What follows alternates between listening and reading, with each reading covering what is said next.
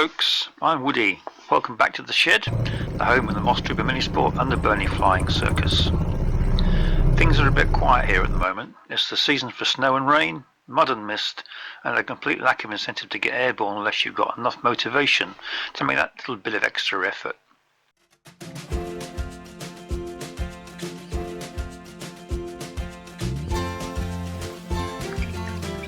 One of my hobbies is taking pictures and making video records of my flying. There's nothing very new about that, I know, but it gives me a little more motivation, not that I often need it, to fly my Minisport. But if you've got an aircraft and an expensive license to fly it, there might come a time when floating around the local sky might get, well, if not a little boring, then at least less of a challenge than it was a while ago, and you might feel as if you need a bit more bang for your buck. Maybe you feel that the experience lacks a little purpose. When you go flying, what's your reason to do it? Some folk don't need one, but others do. And well, sometimes it's very tempting to stay home and mow the lawn. Alright, I'm only joking. But if you've lost a little of the Minisport mojo, have you maybe thought of recording your flying exploits like we do in the circus? When I built my Whiskey, I had it in mind to use it as an airborne camera platform, and the results of that I put on this channel for entertainment. Quite apart from putting together a personal vlog, prowling around the circus with a camera has delivered some amusing banter. Oh, you're not, good God, don't publish that. Holy shit. No, don't publish. Captured some priceless moments for posterity, and given us all the opportunity to take life a little less seriously. Also, having a camera rolling in the aircraft captures those fleeting moments of drama that keep life interesting. What I've learned while making movies is that the business of air-to-air or even air-to-ground photography is rather more difficult than I first thought it would be. This will be the first of 3 parts on the subject, beginning with some basic technical stuff and then moving on to the practical use of all the stuff that we discuss. If you search on the internet for hints and tips, you'll probably find, as I did, that most of what's written assumes that the camera ship has got at least 2 seats and the photographer has the freedom to select and aim his camera in the traditional way. That's by looking through a viewfinder or perhaps a monitor screen while having the aircraft doors removed for a clearer shot and using a lens that can get a rivets and everything photo from about 1 kilometre away. And of course with someone else looking after the flying. You'll have worked out straight away that this isn't an option in a single-seat aircraft, and particularly so in the SD1. It's not called a Minisport for nothing. There's no room for traditional camera gear, nor enough hands to use it properly when the usual 2 are fully occupied with operating this very nimble little flying machine. For sure, anyone that I happen to be in close formation with isn't going to be very happy to think that not crashing into them isn't my top priority. So taking any kind of picture must be very easy to do and not become a distraction. So, if the usual camera gear can't be used, my budding Spielberg alter ego has to use something else. The obvious choice is to use one or more of the many small action cameras that are becoming ever cheaper and better featured. Everyone's heard of GoPro, but there are many GoPro clones around now, and well within most people's budgets. The video and still picture quality is really very good enough for YouTube anyway. Battery life's about an hour, sometimes a little bit more, and most have a very wide-angle lens that takes in most of what's going on anywhere in front of it. So I thought, provided I could point one of these things roughly in the right direction, the camera would take care of everything else to a reasonable standard. If only it was that simple. I had a lot to learn.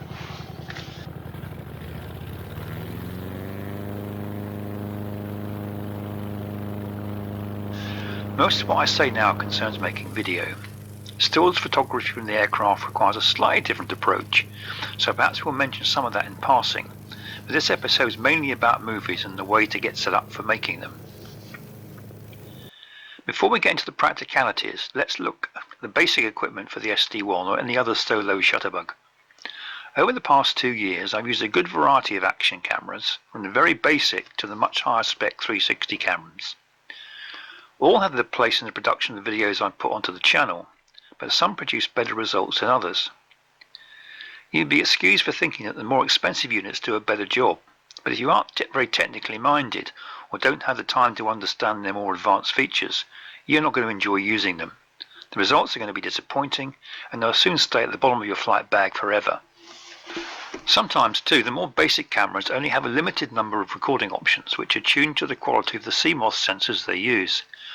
This means in practice that when we just point and shoot, the results are pretty predictable in terms of picture quality, colour rendering and all that other stuff that we take for granted nowadays. They're cameras for the common man and they're adequate, but not much more than that. But having said that, the chances of getting any footage at all is improved if there are fewer buttons and options, and that's what we get with budget cameras. They are pretty basic, but they're easy to use. But you knew a but was coming, didn't you? Simplicity won't satisfy you for long if you begin to enjoy this aspect of your flying. You want something better because you can't overcome some of the major limitations of the low-budget cameras, which I'll now try to explain.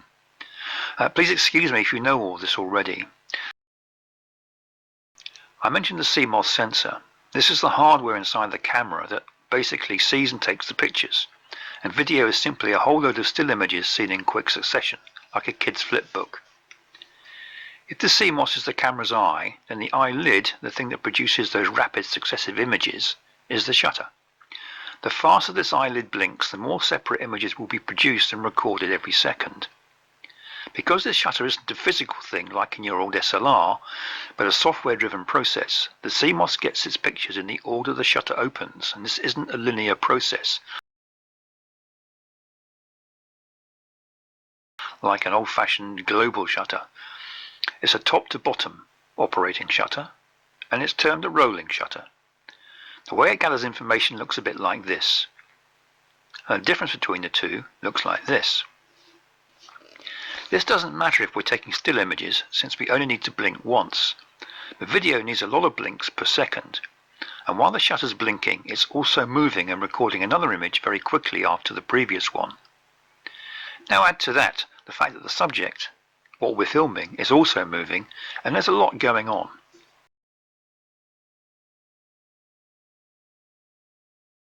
This creates what some call the jello effect, and looks like the picture's wobbling.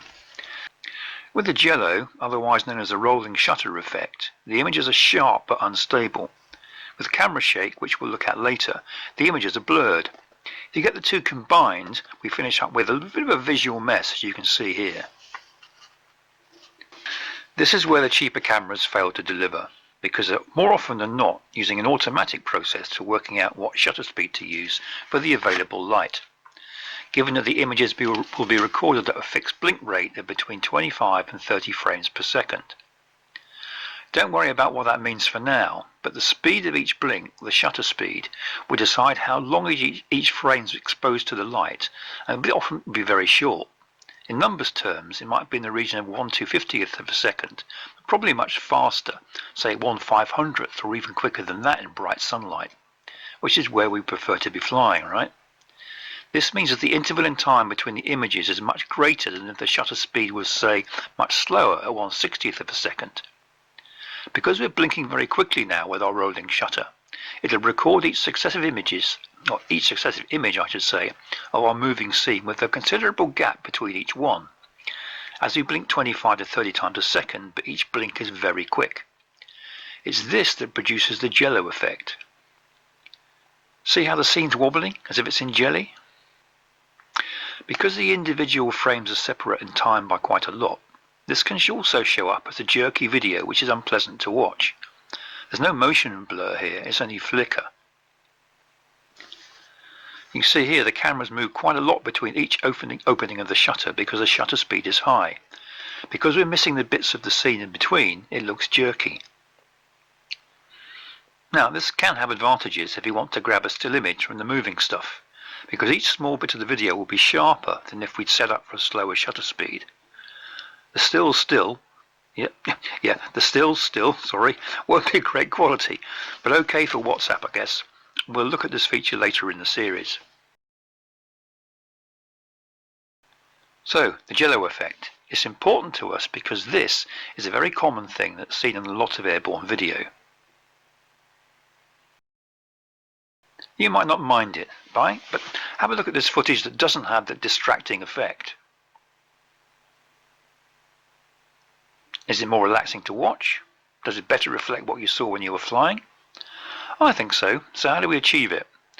To understand that, we have to go back to the frame rate and shutter speed we discussed earlier, our blink rate and speed, and explore how we might change them to get rid of that wobbly prop and shaky forest. We'll start with the frame rate.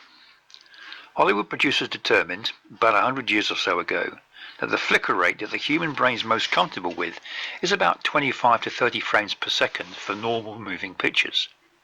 It's also been worked out that our brains are expecting that when we see moving objects, their appearance will be slightly blurred, the more so if they move very quickly across our field of view. For this reason, some motion blur is deliberately introduced by the photographer into the recorded footage to replicate that more natural effect, the one we're used to seeing. To get that blur, the shutter speed has to be quite slow, about a 50th to a 60th of a second. Now, anyone who knows even a little bit about photography will know that not so easy for me to say, a slow shutter speed, which is what these are, will let a lot more light into our eye, the CMOS sensor, than a fast one.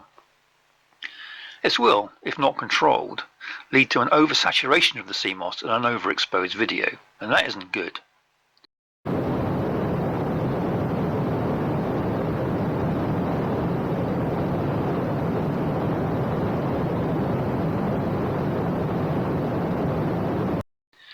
If all else is equal, how do we reduce the amount of light hitting our eye if the camera shutter speed is made slow? Well, we use a neutral density or ND filter. ND filters have been described as sunglasses for your camera, which isn't a bad analogy. What they do is introduce a barrier to the light entering the sensor. Depending on the intensity of that light, we'll need a stronger filter, the aim being to cut down the amount of light to a level that allows us to use that very slow, shutter speed to give us motion blur without ruining the pictures. The mid-range cameras, on the other hand, like these, provide a means of attaching an ND filter, so move us one step closer to what's known as cinematic video, with that little bit of motion blur that makes the film look smooth. The strength of the ND filter is noted in numbers terms as ND4, 8, 16, 32, etc. But in general terms, I'd say that on a normal British sunny day, i.e. not that sunny at all, a filter of strength 16 will be okay as a starting point anyway. This shows an effect of different strengths of ND filter on the footage from a mid-range camera. I'm using a variable filter here just to make the changes obvious. If you find you need extra strength, you can stack the filters together as I show here. Without labouring the point anymore, the ability to attach an ND filter to the camera will improve the video a lot. If you have to choose between a slightly darker or a slightly lighter filter, go for the darker, the higher number, or make a stack.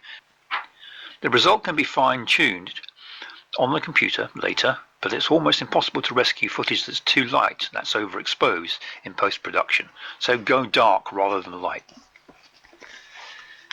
Here's another effect that you'll probably notice if you just use your camera on fully automatic. I've accelerated the action so you can see this more clearly, but can you see how the light seems to alter as the aircraft maneuvers and the background changes?